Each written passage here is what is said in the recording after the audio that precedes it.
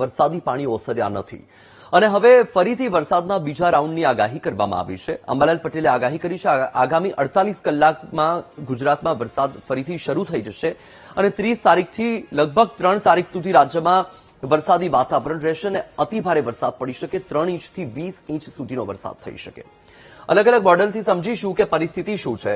તો અત્યારે વર્તમાનમાં જે સિસ્ટમ જે સાયક્લોનિક સર્ક્યુલેશન હતું એ ફરીથી લો પ્રેશર બની અને ધીમે ધીમે ડાઉન થતી આગળ વધી. અત્યારે હવે એ જે સિસ્ટમ છે એ આગળ નીકળી ગઈ છે, પણ અત્યારે પશ્ચિમ બંગાળ તરફ એટલે કોલકાતા અને ભુવનેશ્વરની વચ્ચે એક લો પ્રેશર સર્જાયું છે જે ખૂબ જ પ્રબળ છે અને તેની સાથે આખું એક ટ્રફ બની રહ્યું છે આ રીતે. અને આ જે ટ્રફ છે એની અસર સીધી આ રીતે ગુજરાતને પણ થઈ રહી છે. એટલે અત્યારની પરિસ્થિતિ શું છે કે આ ટ્રફ બાદ તમે અહીંયા જોઈ શકો છો કે ઉપરનો જે ભાગ છે જમ્મુ કાશ્મીર તેની સાથે ઉત્તરાખંડ અને હિમાચલ પ્રદેશમાં અત્યારે વર્તમાનમાં ભારે વરસાદ છે. આ જે ટ્રફ સર્જાયું છે તેના કારણે હરિયાણા, પંજાબ, દિલ્હી, ઉત્તર પ્રદેશમાં પણ ભારે વરસાદની શરૂઆત થઈ ચૂકી છે. આ જે સિસ્ટમ છે મધ્યપ્રદેશના ભાગોને સ્પર્શી રહી છે એટલે ગુજરાતના જે મધ્યપ્રદેશ અને રાજસ્થાનની સરહદને અડીને આવેલા વિસ્તારો છે એ વિસ્તારમાં વરસાદી વાતાવરણ જામી શકે. દાહોદ, પંચમહાલ, મહીસાગર, અરવલ્લી સહિતના વિસ્તારમાં વરસાદી વાતાવરણ રહી શકે. સાથે જ એ સિસ્ટમની અસર મહારાષ્ટ્રના ભાગોને પણ થઈ શકે છે અને આ તરફ એક મોન્સૂન ટ્રફ અહીંયા પણ સર્જાયેલું છે. તેની અસર સીધી મહારાષ્ટ્રના ભાગોને થઈ રહી છે. એટલે કે દક્ષિણ ગુજરાતના ભાગોને તેની અસર થાય અને તેની સાથે સૌરાષ્ટ્રના જે દરિયાકાંઠાના વિસ્તારો છે એ વિસ્તારને તેની અસર જોવા મળે. હવે આ તો થઈ આ જે સિસ્ટમ છે તેની વાત. હવે આપણે હવામાન વિભાગ દ્વારા શું કહેવામાં આવી રહ્યું છે એ પણ જોઈ લઈએ.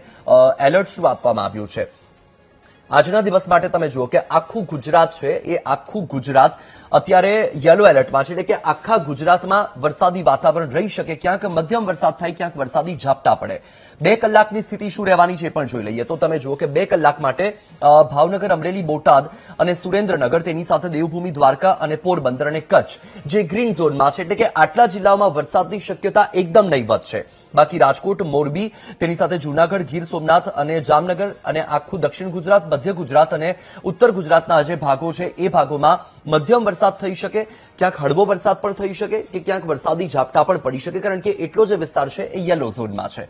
હવે આપણે આજની સ્થિતિ તો જોઈ લીધી, પણ આવતીકાલ માટે હવામાન વિભાગનું એલર્ટ શું છે. આવતીકાલ માટે પણ ગુજરાત આખું યલો એલર્ટ પર છે.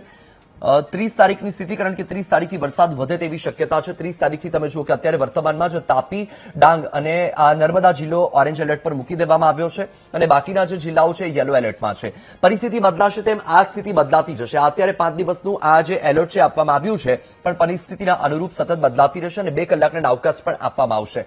હવે તમે જુઓ કે 31 તારીખે નર્મદા અને ઉપર જે દાહોદ છે એ જિલ્લા છે કે જે અત્યારે રેડ એલર્ટમાં આપવામાં આવ્યા છે. બાકી આખું દક્ષિણ ગુજરાત અને મધ્ય ગુજરાતના ભાગો ઓરેન્જ એલર્ટમાં આપવામાં આવ્યા છે. આ 31 તારીખની સ્થિતિ છે અને 1 ઓગસ્ટે પણ રાજ્યમાં વરસાદી વાતાવરણ રહી શકે. એમાં પણ તમે જોઈ શકો છો કે આ જે ભાગ છે ભરૂચ, નર્મદા સહિતનો વિસ્તાર, વડોદરા, આણંદ, ખેડા સહિતનો જે વિસ્તાર છે એ વિસ્તારમાં ઓરેન્જ એલર્ટ છે. બાકી આખું ગુજરાત યલો એલર્ટમાં છે. પરિસ્થિતિ અનુરૂપ બદલાશે, કારણ કે હવામાન વિભાગ દ્વારા સતત અવકાશ જાહેર કરવામાં આવે છે. 2 કલાકની સ્થિતિ બદલાતી રહે છે. હવે વિંડી મુજબ જોઈ લઈએ કે વિંડી મુજબ પરિસ્થિતિ શું રહેવાની છે. તો અત્યારે તમે જુઓ કે જે સિસ્ટમ સક્રિય છે એ સિસ્ટમની અસર કેવી રીતે થઈ રહી છે. કે અહીંયા તમે જુઓ કે આ જે સિસ્ટમ છે એ આખો પશ્ચિમ બંગાળનો કોલકાતાથી લઈને ભુવનેશ્વર સહિતનો વિસ્તાર, તેની સાથે મધ્યપ્રદેશનો ભાગ અને તેની સાથે આ સિસ્ટમ છે બિહારને પણ આવરી રહી છે.